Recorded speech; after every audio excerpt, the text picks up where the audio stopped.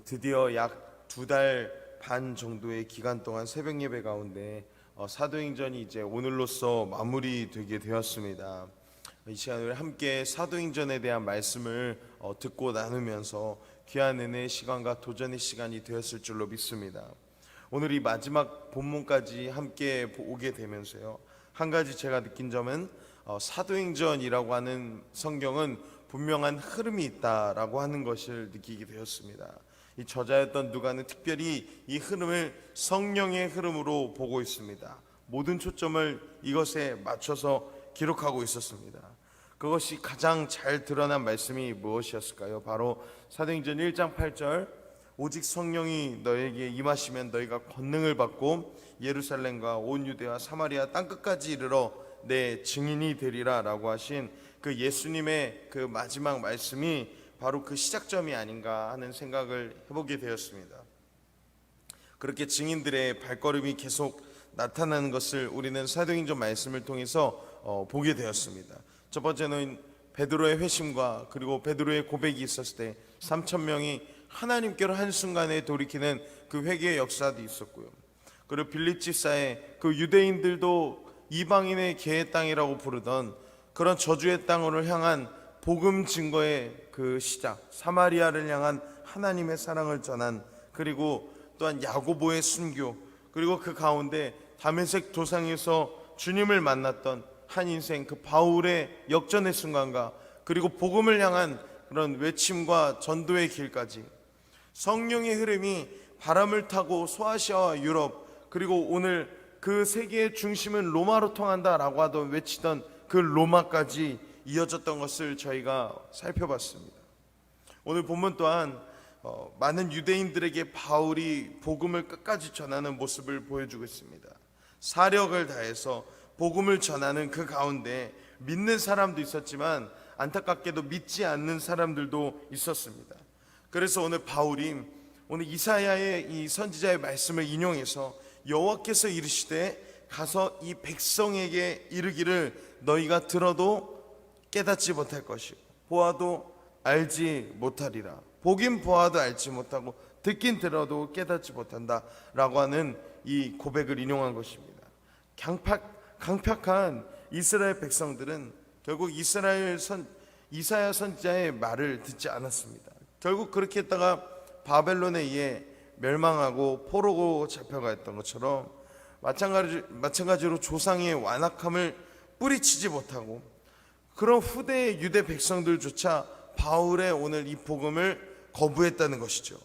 그렇게 유대인에게서 이방인에게로의 복음 초점의 방향이 전도되면서 그렇게 바울은 방향을 틀게 됩니다.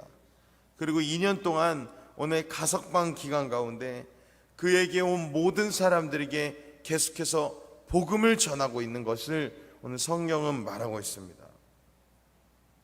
여기서 놀라운 것은 바로 31절 마지막 부분입니다. 저는 여기서 바울의 이 태도와 바울의 복음을 향한 모습이 우리에게 참 귀감이 되고 도전이 되었습니다. 그것은 바로 이 모든 것을 담대하고 거침없게 가르쳤다라고 하는 것입니다. 여러분, 바울은 지금 가석방 상태이지만 죽음이 눈앞에 둔 그런 상황이었습니다. 죽음이 내 눈앞에 있을 때 죽음을 목도하고 있는 그 가운데 바울의 태도는 바로 거침없었다라고 하는 것입니다. 어떻게 죽음이 당도한 그 상황 가운데 그러한 자세를 가질 수 있었을까요? 보통 죽음의 자리에 눈앞에 간 사람들은 모든 것을 다 내려놓지 않습니까? 모든 것을 다 청산하고 유언을 쓰고 내 남은 재산을 물려주고 그렇게 모든 마음과 모든 것을 다 청산하고 인생의 그냥 마지막을 준비해야 하는 그것이 바로 일반인데, 바울은 순교의 열정과 복음의 열정을 놓치지 않고 끝까지 담대하게 이 복음을 전했다라고 하는 사실입니다. 여러분, 이게 바로 예수 그리스도를 만난 복음 전도자의 모습이 아닌가 싶습니다.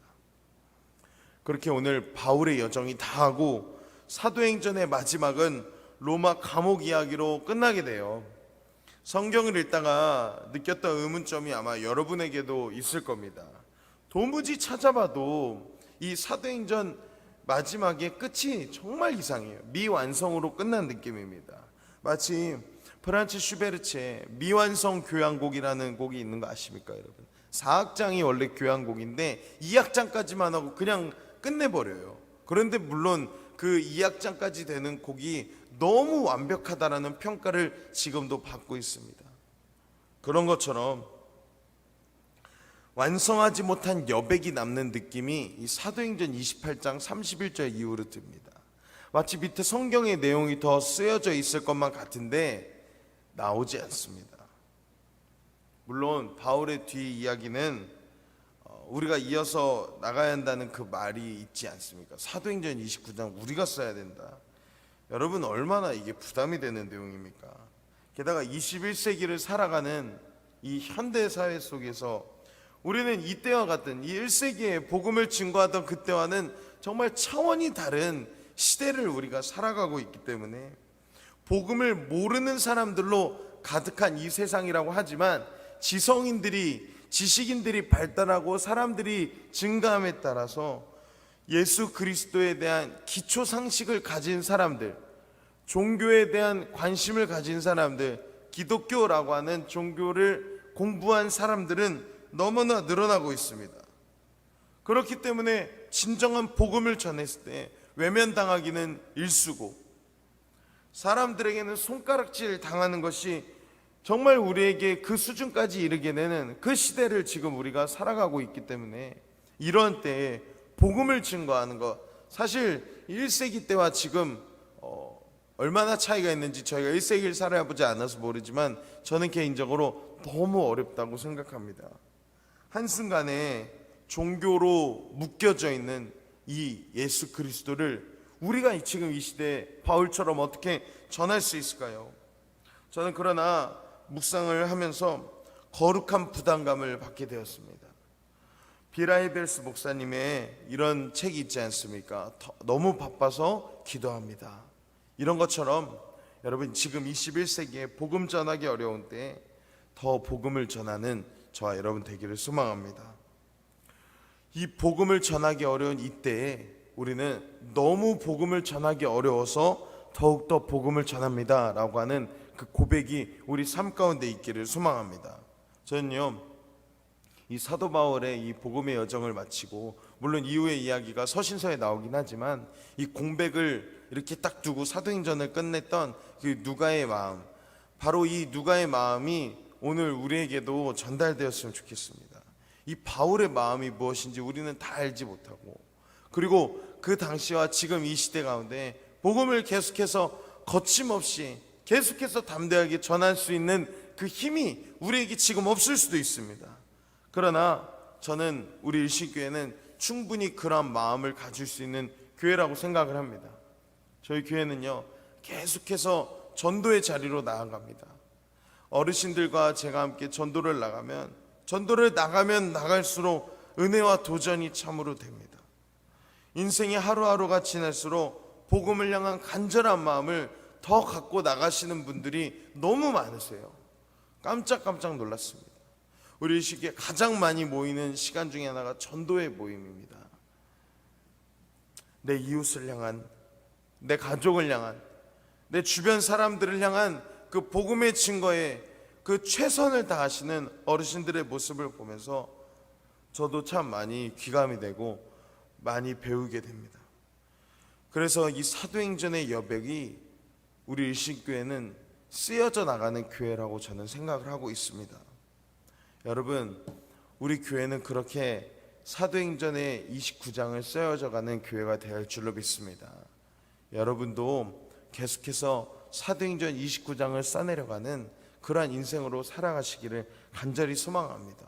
복음을 위한 삶을 사는 것이 너무 어려운 이 시대 가운데 오히려 더욱더 귀한 간증과 더욱더 귀한 삶의 고백이 쏟아져 나오는, 그래서 우리의 책이 29장에 머무르는 것이 아니라 29장, 30장, 50장, 100장까지 이어지는 하나님의 역사를 저와 여러분이 쓰여져가는 그 시간이 되기를 소망합니다. 오늘 이 월요일 이렇게 또한 한 주가 저희가 시작됩니다. 여러분, 저는 월요일 날 가장 많은 말씀 묵상을, 이런 묵상을 합니다. 나는 과연 한 주를 어떻게 살아갈 것인가? 나는 과연 한 주를 예수 그리스도의 복음을 삶으로 살아낼 수 있을까? 예수 그리스도의 십자가를 누군가에게 전할 수 있을까?